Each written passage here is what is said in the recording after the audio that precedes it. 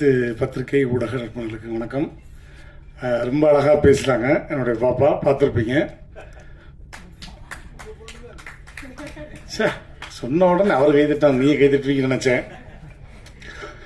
அவங்க சொன்ன மாதிரி ஆஃப்டர் மேரேஜுக்கு அப்புறம் ஒரு அழகான ப்ரெஸ் மீட்டில் அழகான படத்தோட திரும்ப அவங்க லான்ச் பண்ணுறாங்க. எப்படி விஜய் சாருடைய படம் மிகப்பெரிய பேர் கொடுத்துச்சு, அது மாதிரி இந்த திரைப்படத்துலேயும் செல்லமாக அவர் அந்த குண்டம்மான் அப்படின்னு சொல்லி தான் கூப்பிடுவேன்னு சொல்லி அந்த படத்தில் திரும்பவும் அதை முத்தாய்ப்பாக அந்த பேரை வச்சுருக்காங்க. ஸோ இந்த படம் மிகப்பெரிய வெற்றி படமாக இருக்கணும். நான் செட்டுக்கெல்லாம் போயிருக்கேன். அதுக்கு முன்னாடி நம்மளுடைய இயக்குனர் மரியாதைக்குரிய எஸ்சிசி சார் அவருடைய படமும் நான் நடிச்சிருக்கேன். மானாவாரியாக திட்டும் வாங்கியிருக்கேன், அதை நான் சொல்லலை. ஆனால் எவ்வளோ எனர்ஜெட்டிக்னு இவங்கெல்லாம் பார்த்தாங்க இல்லையா, அதே மாதிரி நான் அந்த படத்தில் பார்த்தா க்ரெயின் ஷாட்டு, ஜேசிபியிலேருந்து கீழே குதிக்கணும், கீழே ஃபுல்லாக மணல், நல்ல மொட்டை வெயில், அவர் வாட்டு உருன்னு ஏறி போகிறாருங்க. ஜேசிபியிலேருந்து எப்போ குதிக்கணும்னு சொல்லுங்கள், குதிச்சுடுறேன், ரெடியாக இருக்கேன் அப்படின்னு. நாங்கள்லாம் நெஞ்சில் அப்படி புதுசாக கையில் பிடிச்சிருக்கு, என்னப்பா அவர் வாட்டுக்கு மேலே ஏறி குதிக்கிறேங்க, ஷாட்டு சொல்லுங்க அப்படின்னு. அவ்வளவு தூரம் சின்னப்பா அந்த ஒரு ஹில்ஸில் ஏறுறாரு, உருள்றாரு. இவர் உருள்றதை பார்த்து எனக்கு என்ன பயம்னா, நம்மளே இதே மாதிரி உருளை விடுவாரோ, நம்மளே குதிக்க சொல்லுவாரோ அப்படின்னு நான் பயந்துக்கிட்டு இருக்கேன். அப்புறம் இடையிலாம் நான் கொடைக்கானல் போகும்போது சாரை பார்க்கணும், பாப்பா பார்க்கணும், ஷூட்டிங்கை பார்க்கணும் அப்படின்லாம் போகும்போது ஃபேமிலியோட போகும்போது கிட்டத்தட்ட ஒரு 1 மணி நேரம் அவருடைய ரூமில் கதற சிரிக்க வச்சுட்டு வந்தேன். அது எனக்கு இன்னும் லைஃப்பில் மறக்கவே முடியாது. அப்புறம் பாப்பா சொன்னாங்க, சார் உங்களை மாதிரி அப்பா பேசுவார் அப்படின்னோடனே, சரி பேசுங்க அப்படின்னாங்க. சார் பேசட்டுமா? என்ன ஆக போகுதோ தலைப்புச் செய்தி அப்படின்ற மாதிரி. அப்பாவுடைய வாய்ஸ் எப்படின்னா, அதாவது இந்த படத்தில் அந்த குண்டம்மாங்கிற ஒரு கதாபாத்திரம் இருக்கு இல்லையா, ரொம்ப பிரமாதமாக நடிச்சிருக்காங்க. இவங்களோடெல்லாம் ஓடி நான் நடிக்கக்கூடிய ஒரு வாய்ப்பு எனக்கு இன்னும் இந்த ஆண்டவன் கொடுத்துருக்கான் அப்படின்னு நினைக்கும் பொழுது அந்த ஆண்டவனுக்கு ரொம்ப ரொம்ப நான் நன்றியை சொல்லிக்கிறேன். இந்த படம் மிகப்பெரிய வெற்றி படமாக இருக்கணும். பொதுவாக மற்ற உயிரினங்களை திருப்பி போட்டால் அந்த கடவுள்ன்ற வார்த்தை வருமா அப்படிங்கிறது தெரியல. ஆனால் டாக்கை மட்டும் நீங்கள் திருப்பி போட்டிங்கன்னா அது காடுன்னு வரும். அவ்வளவு அழகாக நடிச்சிருக்காங்க. அவங்களுக்கு என்னுடைய நன்றியை சொல்லி, இந்த படம் மிகப்பெரிய வெற்றி படமாக கொண்டு போய் சேர்க்க வேண்டியது பத்திரிகை நண்பர்களுக்கு அப்படின்னு சொல்லிக்கிட்டு, இறைவன் மிகப்பெரிய ஒரு இந்த படத்துக்கு சப்போர்ட்டாக இருக்கணும்னு வேண்டிக்கிட்டு விடைபெறுகிறேன். நன்றி, வணக்கம். நன்றி. ஸோ அதனால உனக்கு காஸ்டியூம் பர்ச்சேஸ் பண்ணணும்பான்னு சொல்லிட்டு 8:30 மணிக்கு கொடைக்கானல் எவ்வளோ குளிர் இருக்குன்னு எல்லாருக்குமே தெரியும். ஸோ அந்த 8:30 மணிக்கு எனக்காக ஒரு காஸ்டியூம் பர்ச்சேஸ் பண்ணி நெக்ஸ்ட் டே நாளைக்கு காலையில் எனக்கு காஸ்டியூம் போட்டு காமிக்கணும் கேமரா மாட்டேன். நெக்ஸ்ட் டே காமிக்கும் போது இது பர்ஃபெக்டாக இருக்குன்னு அந்த பர்ஃபெக்ஷனை சார்ட்ட நான் கற்றுக்கிட்டேன். ஸோ இந்த மாதிரி நிறைய விஷயங்கள் எஸ்எஸ் சார் கூட ஒர்க் பண்ணது ரொம்ப பாக்கியமாக இருக்குது. அதே மாதிரி நான் ரொம்ப பெருமையாக சொல்ல, விஜய் சார் கூடயும் ஒர்க் பண்ணிட்டேன், அவங்க அப்பா எஸ்எஸ் சார் கூடயும் நான் ரொம்ப ஒர்க் பண்ணிட்டேன். எப்படி பிகில்ல பாண்டியம்மான்ற ஒரு கேரக்டர் ரொம்ப ஆழமா இன்னைக்கும் கவிதா பாரத் சார் பாண்டியம்மா தான் கூப்பிடாரு. அது எனக்கு அவ்வளோ பெருமையா இருக்கு. ஸோ அந்த மாதிரி கண்டிப்பா கூரனும் ஒரு நல்ல ரெகக்னேஷன் எனக்கு கொடுக்கும். And next thanks to our director Nitin bro. நான் அவர் சார்லாம் கூப்பிட மாட்டேன், ப்ரோன்னு தான் சொல்லுவேன். ஸோ அந்த பாண்ட்லேயே தெரிஞ்சிருக்கும் எவ்வளோ கம்ஃபர்டபுளாக என்ன செட்ஸில் வச்சிருந்தாரு. அவர் ரொம்ப கூலஸ்டான டைரக்டர். அவருடைய வே ஆஃப் எக்ஸ்பிளனேஷன் ஸ்கிரிப்ட் எல்லாமே ரொம்ப கூலாக இருக்கும். நிறைய டென்ஷன்ஸ் ஆஸ் அ டைரக்டர் நம்ம எல்லாருக்குமே தெரியும், நிறைய டென்ஷன் ஓடிட்டே இருக்கும். ஆனால் எனக்கு சீன் எக்ஸ்பிளைன் பண்ணும் போதோ இல்லை மற்ற ஆர்டிஸ்டோ இல்லை மற்ற ப்ரொடக்ஷன் டீம் யார்ட்ட பார்க்கும்போது ரொம்ப கூலாக ஓகே ஓகே போகலான்னு ரொம்ப கூலாக இருக்கக்கூடிய டைரக்டர் நிதின் ப்ரோ. அண்ட் அவருடைய தாட்ஸ் அண்ட் அந்த பிராட் மைண்டட் ஆஃப் ஸ்கிரிப்ட் வந்து ரொம்ப அழகா இருக்கும். நீங்க அந்த படம் பார்க்கும்போது தெரியும். ஸோ டெபியூ மாதிரியே தெரியாது, ரொம்ப அழகா கொடுத்துருந்தீங்க. Thank you Nitin bro for choosing. Thank you SS sir என்னை செலக்ட் பண்ணதுக்கு. அண்ட் பெரிய பெரிய நன்றி வந்து விக்கி அண்ணா. விக்கி அண்ணா வந்து நான் எது கேட்டாலும் ப்ரொடக்ஷன் சைட்ல இருந்து நோ சொல்லவே மாட்டாரு. எனக்கு என்ன தெரியல, நான் எந்த ஷூட் பண்ணாலுமே ஒரு செல்ல பிள்ளையாடுறேன். அதே மாதிரி நான் என்ன கேட்டாலும் விக்கி அண்ணா ப்ரொடக்ஷன் சைட்ல இருந்து நோ, இல்லம்மா பண்ணிடலாம், இது பண்ணிடலாம், அது பண்ணலாம். 1000 டென்ஷன் இருக்கும். 1000 டென்ஷன் நடுவுலையும் என்ன ரொம்ப அழகா பாத்துக்கிட்டது வந்து விக்கி அண்ணா. தேங்க்யூ விக்கி அண்ணா. இன்னைக்கு வரைக்கும் நான் ஃபர்ஸ்ட் ரிங் கொடுத்தோன்னே என்னமா சொல்லுமான்னு கேக்குறீங்க, அந்த லவ்வுக்கு ரொம்ப ரொம்ப ரொம்ப நன்றி. அண்ட் டிஓபி அண்ணா மார்டின் அண்ணாவோட ஒர்க் வந்து நீங்க வந்து ஸ்கிரீன்ல பார்க்கும்போது தெரியும், அவ்வளோ அழகா இருந்துச்சு. ஒவ்வொரு சீனையும் ரசிச்சு ரசிச்சு ரசிச்சு எடுத்திருந்தாரு. அண்ட் அதுக்கு ஆட் ஆன் பிளஸ்ஸா வந்து எடிட்டிங்கும் அண்ட் மியூசிக் வந்து ரொம்ப அழகா இருந்துச்சு சார். நான் வந்து சாரோட படம் பார்த்துருந்தேன், நான் அப்ப சொன்ன ரொம்ப அழகா இருந்துச்சு, ரொம்ப பிளெண்டடா இருந்துச்சு. ஸோ எங்க எல்லாருமே சப்போர்ட் பண்ணுங்க. அதை தாண்டி வந்து பெரிய பெரிய தேங்க்ஸ் வந்து டெக்னீஷியன்ஸ் அண்ட் அசிஸ்டன்ட் டைரக்டர்ஸ் அண்ணா. நான் வந்து அப்பார்ட் ஃப்ரம் ஆர்டிஸ்ட் கூட இருந்தது அதிகமா வந்து ஏடி அண்ணா கூட தான் நான் இருந்திருக்கேன். ஏன்னா என்ன ரொம்ப அதிகமா பாசமா பார்த்துட்டு அங்க ஒரு 5-6 பேர் அப்படியே எல்லாமே ஸ்கேட்டர்ட் ஆகி உட்காந்துருக்காங்க, அவங்க தான். ஸோ பெரிய பெரிய நன்றி வந்து அசிஸ்டன்ட் டைரக்டர்ஸ் அண்ணா, கோ டைரக்டர் அண்ணா, டெக்னீஷியன் அண்ணா, சந்து அண்ணா, எல்லாருக்குமே ரொம்ப ரொம்ப நன்றி.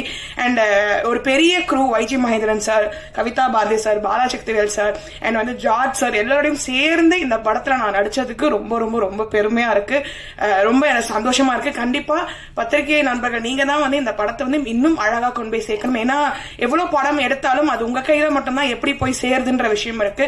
ஸோ நீங்க வந்து கண்டிப்பா நல்லபடியா கொண்டு போய் சேர்ப்பீங்கன்ற நம்பிக்கை இருக்கு. பிழைகள் இருந்தாலும் சொன்னீங்கன்னா நாங்க வந்து கரெக்ட் பண்ணிப்போம். So thank you so much. கடைசியில் பேசுறது எல்லாரும் பேசி முடிச்ச உடனே பத்திரிகை, தொலைக்காட்சி, ஊடக தோழர்களே, மேடையில் இருக்கின்ற நண்பர்களே, என் பிள்ளைகளே, எல்லாருக்கும் ஜென்ரலாகவே நம்ம வந்து ஒவ்வொரு உங்களுக்கு கேட்டு கேட்டு பிடிச்சி போயிருக்கும் ஒரு டயலாக். சினிமா விழாக்களில் பொண்ணு வித்தியாசமான படம், இதுவரைக்கும் நீங்க பார்க்காத படம், இந்த வார்த்தையை எல்லாருமே சொல்லி நீங்க கேள்விப்பட்டிருப்பீங்க. ஆனால் என்னுடைய சினிமா வாழ்க்கையில் 45 வருஷத்துக்கு மேல ஆயிடுச்சுன்னு நினைக்கிறேன். 80ல், ஆமா கரெக்டா 45 வருஷம். நான் முதலாக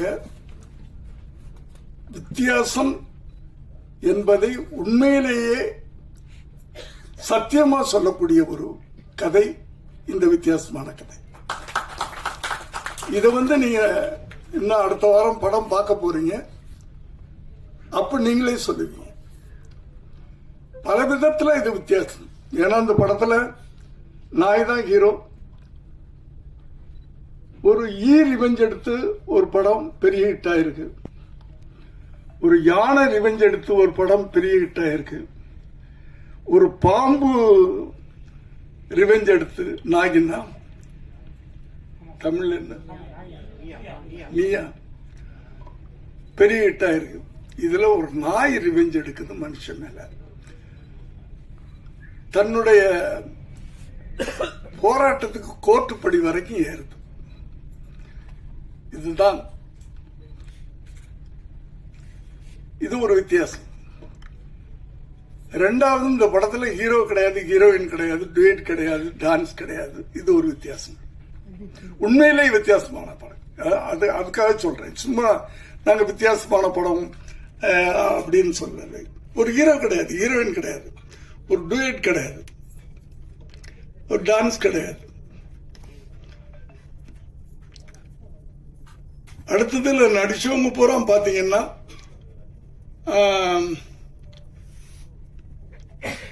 நாய். நான் ஒரு 80 வயசு குறைச்சு சொல்றேன், பரவாயில்ல.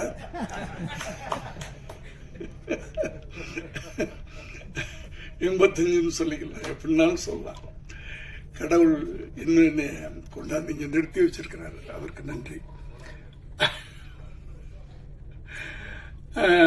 வைஜி மகேந்திரன் என் வயசு தான். இப்படி இதில் நடிச்சவங்க பூரா ஓல்டு பீப்புள். அது ஒரு வித்தியாசம். அதனால வித்தியாசங்கள் நிறைய இருக்குது. அதனாலதான் உண்மையிலேயே வித்தியாசம் சொல்றேன். அடுத்து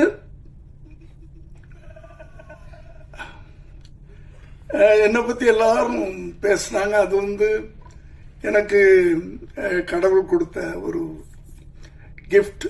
ஓடிக்கிட்டே இருக்கிறேன், அதனால ஏதோ ஆக்டிவா இருக்கேன், அவ்வளவுதான். அடுத்தது மனசு சந்தோஷமா வச்சிருக்கிறேன். எப்பவுமே எந்த எதையும் பாரத்தை தலையில போட்டுக்கிறது இல்லை. கடைசி வரைக்கும் உழைச்சிக்கிட்டே இருக்கணும். அதுக்கு என் கூட இருக்கிறவங்கள எனக்கு ஹெல்ப் பண்ணிக்கிட்டு இருக்கிறாங்க. நான் ஆபீஸ்க்குள்ள நுழையும் போது எல்லாரும் இருக்கணும்னு ஆசைப்படுவேன். ஒண்ணுமே வேலை இல்லைனாலும் அவங்களோட பேசிட்டு இருப்பேன், ஏதோ ஒண்ணு பண்ணிக்கிட்டு இருப்பேன். ஏன்னா வீட்டுல உட்காரக்கூடாதுன்னு நினைப்பேன். நான் உட்கார்ந்தா படுக்கணும்னு தோணும், படுத்தா எந்திரிக்க முடியாது. அப்புறம் அவ்வளவுதான், ஈஸ்டர்ல அந்த வாழ்க்கையெல்லாம் வேணாம் அப்படின்னா அந்த காலையில 9 மணிக்கு ஆபீஸ்க்கு வந்துடுறது. அப்படி அடுத்து ஒரு பெரிய வித்தியாசம் இன்னைக்கு ஃபங்க்ஷன்ல, எங்களுடைய படத்தில் சம்பந்தப்பட்டவங்க மட்டும்தான் மேடையில் இருக்கிறோம்.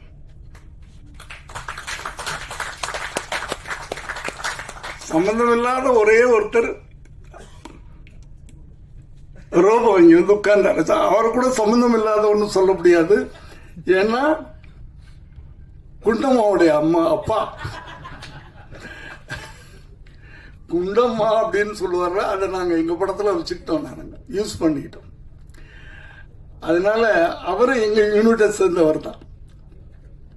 அதனால நாங்க தான் அந்த எங்க ஃபங்க்ஷனுக்கு சீஃப் கெஸ்ட். அதுலயும் ஒரு வித்தியாசம் தான். அடுத்து ஒரு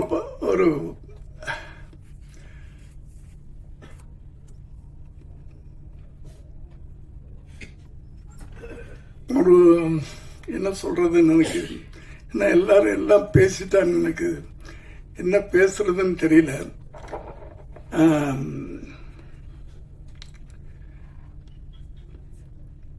என்ன சொல்லணும்?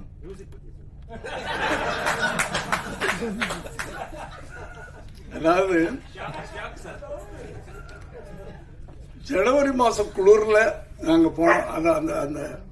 அந்த எக்ஸ்பீரியன்ஸே ஒரு பெரிய எக்ஸ்பீரியன்ஸ். அது கொடைக்கானல்ல நடுங்கிக்கிட்டே ஷூட்டிங் பண்ணோம். ஆனா அந்த ஷூட்டிங் ஆரம்பிச்ச உடனே அந்த நடுக்கம்லாம் போயிடும். நம்ம சொன்ன மாதிரி ஜுரங்கிறலாம் அது எனக்கு ஜுரம் வந்தே இத்தனை வருஷத்துல ஜுரம்னு வந்ததே கிடையாது. அங்க ஏதோ வந்துருச்சு 102 டிகிரின்ட்டாங்க. ஆனா எனக்கு தெரியும், நான் ஷூட்டிங் ஸ்பாட்டுக்கு போனா ஜுரம் போயிடும்னு எனக்கு தெரியும்.